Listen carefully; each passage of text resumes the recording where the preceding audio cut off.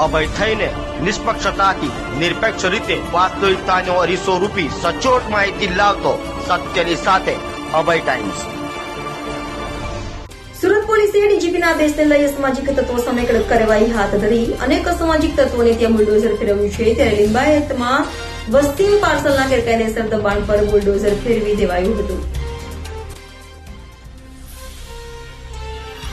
અમદાવાદમાં સામાજિક તત્વોએ મચાવેલા આતંક બાદ રાજ્યભરમાં સામાજિક તત્વો સામે લાલાક કરવા ડીજીપીએ કરેલા આદેશને લઈ સુરત પોલીસે અનેક અસામાજિક તત્વોની લિસ્ટ બનાવી મોટા ગજાના અસામાજિક તત્વો સામે કામગીરી હાથ ધરી હતી અને અનેકને ત્યાં બુલડોઝર પણ ફેરવાયું હતું। ત્યારે લિંબાયત પોલીસ અને મનપા દ્વારા માથાભારેની છાપ ધરાવતા વસીમ ઉર્ફે વસીમ પાર્સલ શેખને ત્યાં બુલડોઝર ફેરવી દીધું હતું।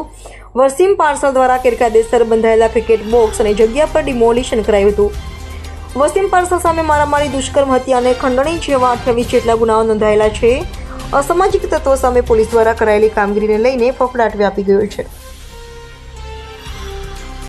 જી સાહેબ, આજરોજ સુરત શહેરના લિંબાયત વિસ્તારમાં વસીમ પાર્સલ જે ઘણો નોટોરિયસ વ્યક્તિ છે એના વિરુદ્ધ અનેકવિધ ગુનાઓ છે, લગભગ 25 જેટલા ગુનાઓ છે। એમાં પાસા પણ જઈ આવ્યો છે।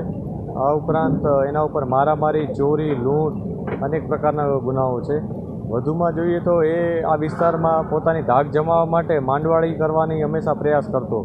પોતાના માણસો બેસાડી કબજો લઈ લેતો જગ્યાનો, મકાનોનો, અને પછી એ જે ફરિયાદી હોય એની સાથે ગેરવર્તણૂક કરી, દબાણ કરી અને એની પાસેથી સસ્તામાં મકાનો મેળવી લેતો। આ પ્રકારની અનેકવિધ ફરિયાદો અમને મળી હતી।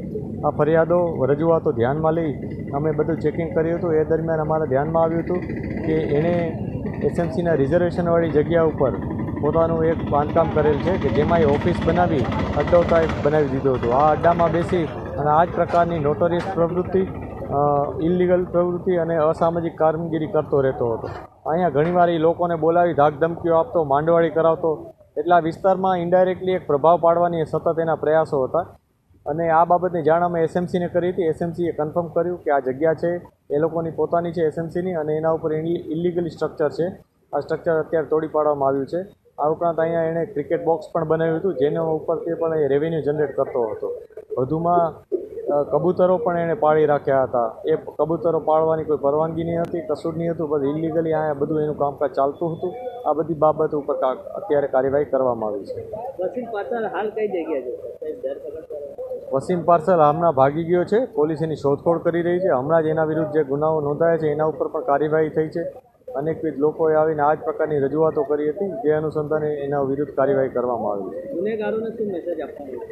સ્પષ્ટ મેસેજ છે, જે ગુનેગારો ગુનો કરે છે, લોકોને રંજાડે છે, હેરાનગતિ કરે છે, એના વિરુદ્ધ કડકમાં કડક કાર્યવાહી કરવામાં આવશે।